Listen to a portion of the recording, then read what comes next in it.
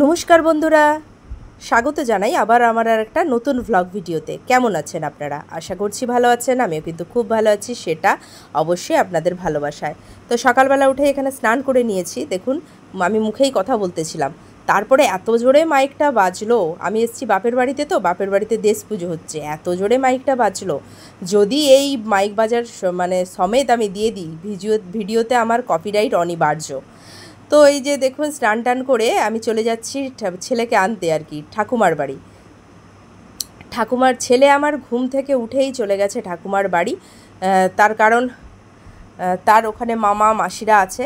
আর দিদার বাড়িতে কি, দিদার বাড়িতে একা থাকে, তো ভাল লাগে না। তো তার জন্যই চলে গেছে ঠাকুমার বাড়ি। ঠাকুমা আমার নিজের ঠাকুমা নয়, কিন্তু নিজের থেকেও বেশি।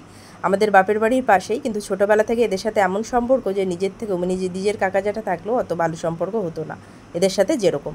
তো এখানে এসে বোনকে জিজ্ঞেস করছি, বোন ছেলে কোথায়? তো বোন বললো ওই যে ওখানে। তো থাকো, আমি তো তখন একটু ঠাকুমার সাথে দেখা করে আসি। ঠাকুমা এখানে এই দেখুন পুজো করছে। সকালবেলা উঠেই বাড়ির বয়স্ক মহিলাদের যা কাজ, মানে আমার শাশুড়ি মা যেই কাজ করে, আমার ঠাকুমা আর কি সেই কাজ করছেন। তো এখানে দেখুন আমার ঠাকুমা কি সুন্দর ঠাকুরঘরটাকে সাজিয়ে রেখেছেন, এই যে দেখুন। তবে আমি আসতেই এই যে দেখুন আমাকে কি জিজ্ঞেস করছে বলুন তো, যে আমার ছেলে কোথায়। বুঝতে পারলেন, মানে আসলের থেকে সুদের দাম বেশি এখনকার দিনে। আমি এলাম কখন, কী বৃত্তান্ত, সেই সব জানার ব্যাপার নেই তার। তার আগেই খোঁজ যে ছেলে কোথায়। আমি কালকে একটু রাত্রি করেই গেছিলাম, তো ঠাকুমার সাথে আর দেখা হয়নি। তো তার জন্যে সে জানে না আমি গেছি আর কি, সেই জন্যই সে জিজ্ঞেস করছে যে ছেলে কোথায়। তো এখানে দেখুন ঠাকুমার সাথে গল্প করে চলে এসেছি কাকিমার কাছে। তো কাকিমা এখানে আনাজ কাটতে বসে গেছে। তো কাকিমাকে জিজ্ঞেস করলাম, কী গো কাকিমা, কী রান্না হবে? তো কাকিমা বলল, এখন সকালে জল খাওয়ার হবে রুটি, কুমড়ো, আলু, পেঁপে দিয়ে একটা তরকারি। কারণ এখন সকাল সকাল ওদের রুটিটা খায়, আর ভাতটা খায় না। এখন যা সবাই হেলদি হয়ে যাচ্ছে, তো তার জন্য রুটিটা খায়। তো ঠাকুমার সাথে একটু গল্প টল্প সেরে আবার ছেলেকে ডেকে নিয়ে চলে যাচ্ছি বাড়ি। কারণ খেতে তো হবে, দাঁতটা মেজে বসে আছে জানেন তো, খেতে তো হবে। খাবে না, ওকে জোর করে করে ধরে বেঁধে খাওয়াতে হয় আমাকে এখনও।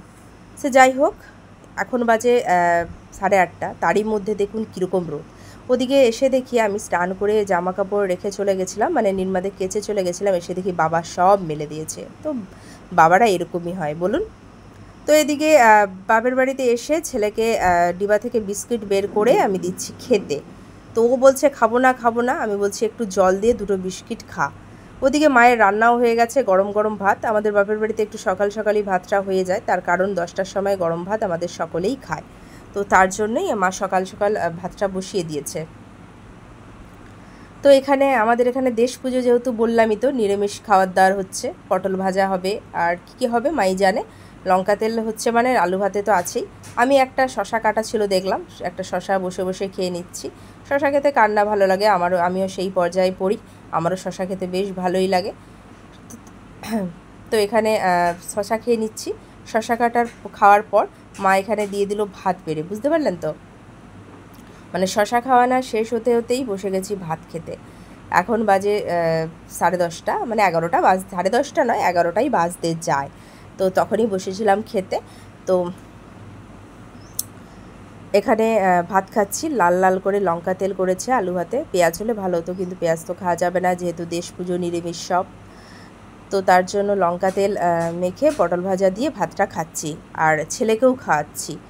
তো বাপের বাড়িতে যাই পারে বলুন, মায়ের হাতের রান্না তো যা থাকে, মানে তাই যেন ভাল লাগে। আর শ্বশুরবাড়িতে নিজে বেড়ে সব কিছু করে খেতে যেন ভালোই লাগে না বলুন।